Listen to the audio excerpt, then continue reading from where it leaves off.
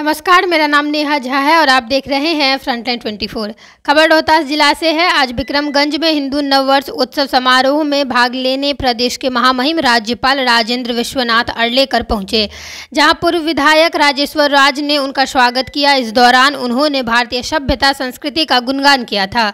उन्होंने कहा कि हम भारतीय कभी किसी दूसरे देश पर हमला नहीं करने गए, न ही किसी दूसरे देश में जाकर वहां के धार्मिक आस्थाओं को चोट पहुंचाया है।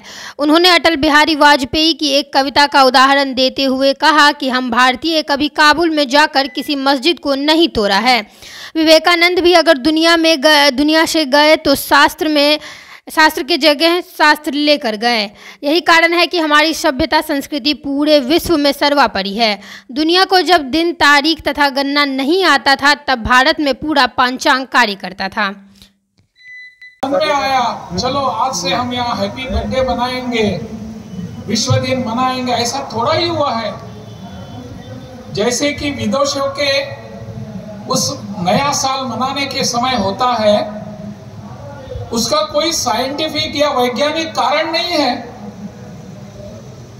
कुछ वर्ष पूर्व, ये तो साल का 2000 ही पूरे हुए नहीं अभी तक, 2000 पूरे होते जाते हैं ईस्वी के, और वो भी ईस्वी के लोगों ने जो संदेश दिया, उसका संदेश कवि इकबाल की कविता है ये।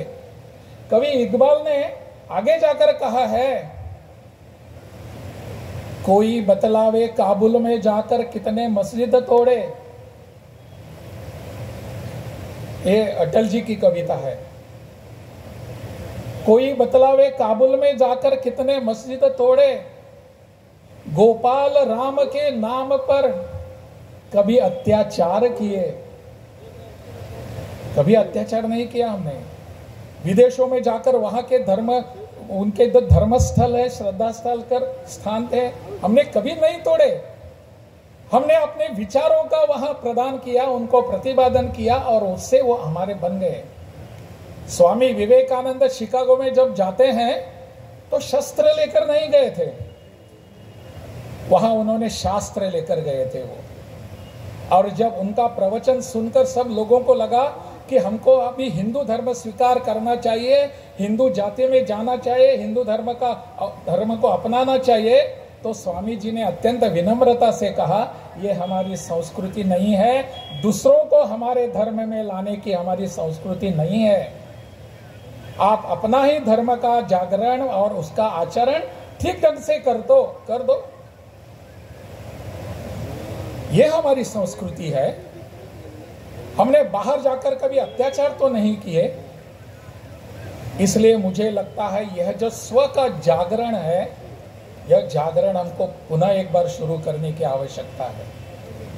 और यह जागरण हमारे ऐसी परंपराओं को पुनः जागृत करके, पुनः प्रस्थापित करके और पुनः उसका उत्प्रेषित करने के बाद पूरे प्रदेश में फैल जाएगा। मुझे लगता है आप सब सुबुद्ध हैं, आप समझ सकते हैं कि हमको आने वाले काल में जिस काल को प्रधानमंत्री जी ने अमृत काल कहा है, आने वाले 25 वर्षों का काल यह अमृत काल है, क्योंकि 2047 में अपने देश की स्वतंत्रता के लिए, स्वाधीनता के लिए हम 100 वर्ष मनाएंगे।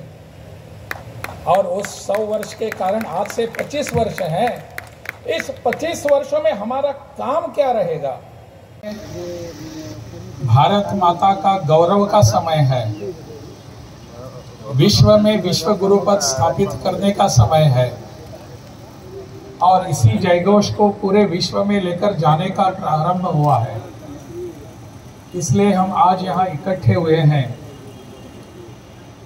नववर्ष, हिंदू नववर्ष समिति के द्वारा नववर्ष का आयोजन, उसका स्वागत किस प्रकार हो, इसलिए हम सब इकट्ठे हुए हैं।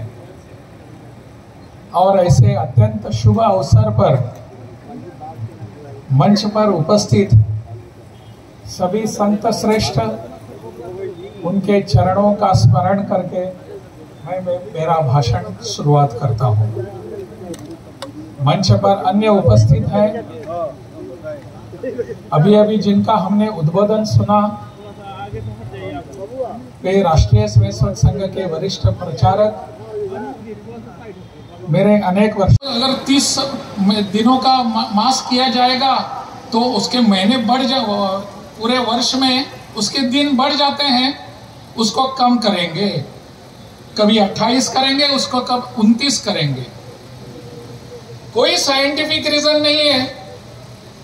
अगस्त महीने का नाम किसी ऑगस्टिन राजा से रखा गया है। सितंबर का अर्थ होता है 7 होता है, परंतु वह 9वां महीना आता है। अक्टूबर का अर्थ होता है 8। फिलहाल के लिए इतना ही, मिलेंगे किसी और नए वीडियो में, तब तक के लिए आप देखते रहिए फ्रंटलाइन 24। धन्यवाद।